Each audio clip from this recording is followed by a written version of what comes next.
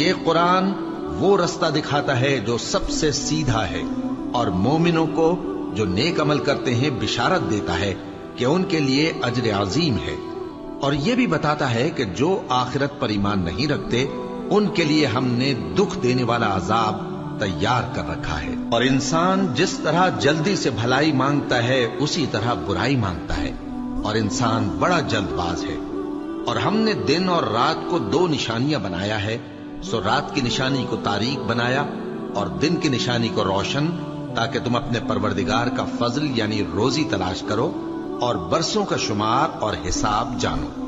اور ہم نے ہر چیز کی بخوبی تفصیل کر دی ہے، اور ہم نے ہر انسان کی اعمال نامے کو بصورت کتاب اس کے گلے میں لٹکا دیا ہے، اور قیامت کے روز وہ کتاب اسے نکال دکھائیں گے جسے وہ کھلا ہوا دیکھے گا۔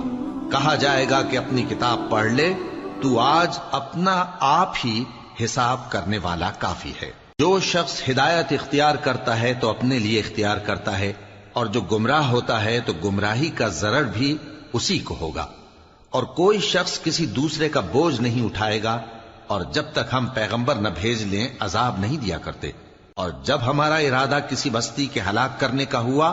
تو وہاں کے آسودہ لوگوں کو فواحش پر مامور کر دیا، تو وہ نافرمانیاں کرتے رہے،